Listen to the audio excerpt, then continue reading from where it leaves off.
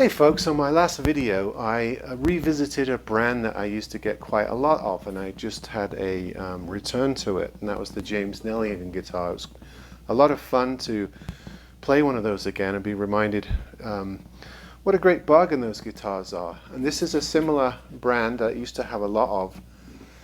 Back when this channel started, maybe the first couple of years, I haven't seen them for a while, but I picked this one up fairly cheap, and this is a Prodipe. I think it's a French brand. I think these are more popular in Europe, but they do sell them on Amazon. And the reason why I get these from time to time, or I was getting these from time to time, this one's a good example of that. This is an SA25. It's their Spruce Concert model, and I think it costs about $199 new. No gig bag, unfortunately. But the guitar comes new, about $199, sometimes as much as $229, somewhere around there. And you're thinking, well, what's the point? I mean, you can buy a really nice Yamaha 800 series guitar for that amount. There's no point buying an unknown brand. Well, the weird thing about this brand on Amazon, and I'm not sure if it's to generate sales or get rid of old stock or whatever it is they have massive fluctuation of prices on these particular guitars. Also on the James Nelligan, but even more so on these Prodipe guitars. And sometimes the price on these drop close to 100, and one or two times in the past even a little bit below. And that's when I tend to pick them up. It hasn't happened recently, but I just happened to catch this one. It is a concert body instrument with a spruce ply top.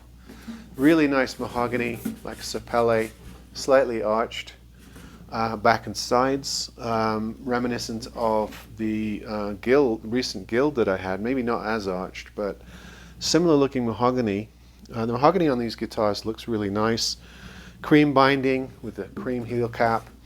Very normal, standard tuners. The black headstock face. Which is, you know, a lot of companies do that now. Some match the woods to the back, others just do a blacked out face. This company particularly likes that. A sort of a faux herringbone style rosette with the classic black pickguard. A shapely bridge. It's got some shape and contour to it. And a nice chocolate brown rosewood with the inlay, simple inlay circled mother of pearl or mother of something inlays, fret markers. So, you know, a very classic looking concert shaped or auditorium shaped guitar, and very competent for you know, the price range that I was telling you about. This one, and this may have been why this one got dropped down, wasn't sold as used as anything, but maybe they have enough quality control to be able to drop down ones that need a little bit of work. I find it hard to believe that that would be the case, but I don't rule it out. Maybe it's just random. But the action was incredibly high on this. Really, really high. I had to cut down the saddle considerably and do a little bit of a truss rod tweak to get it to work. So if somebody had bought this guitar without any setup knowledge or without the ability to take it to a shop, you know, if a newbie picked up this guitar and got it out the case and tried to play chords on it, they would have returned it. And maybe that's another reason why these get dropped down every once in a while, because they do tend to need some setup work on them. That's just a guess, I don't know for sure. It's got that smaller body guitar sound, that's the sweet, not boomy.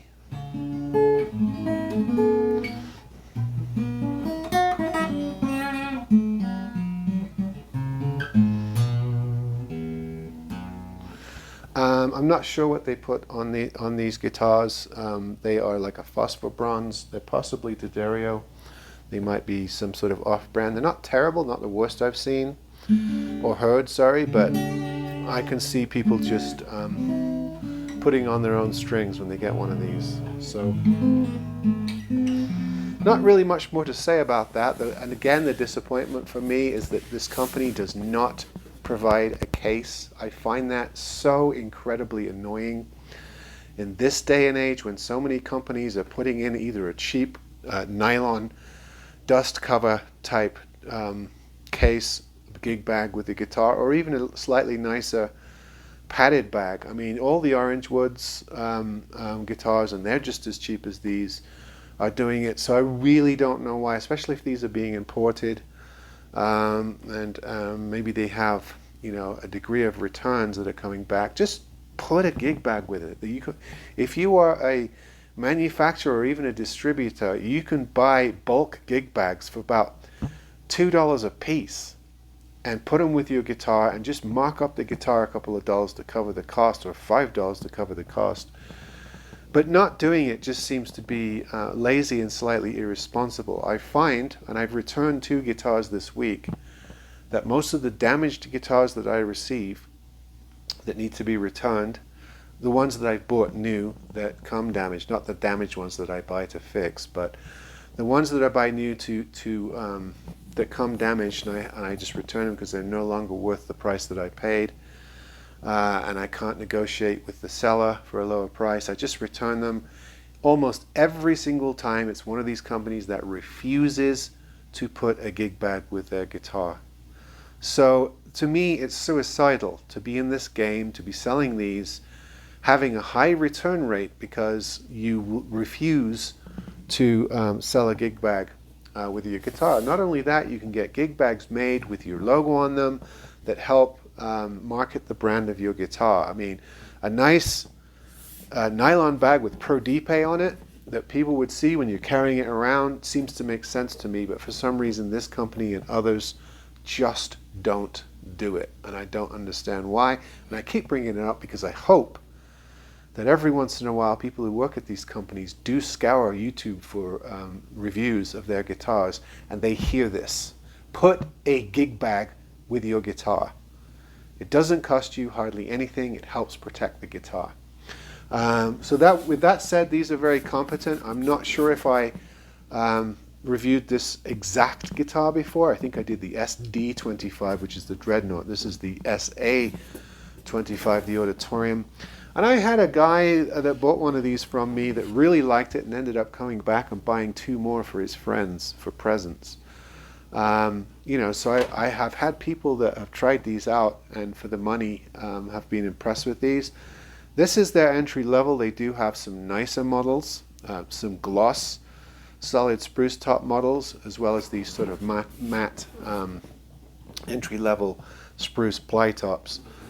So this company has quite a range of guitars. Unfortunately, their American distribution only has about 5 or 6 models that you see on any regular basis, and as I said, the pricing is all over the place. So you know, just putting the word out on these. It's not an incredibly high profile guitar. I don't run into a lot of them, but every once in a while I just see little pockets of these going on Amazon for you know, what seems to be 40-50% discount, and I grab them once in a while. So this is Prodipe, the SA25 model.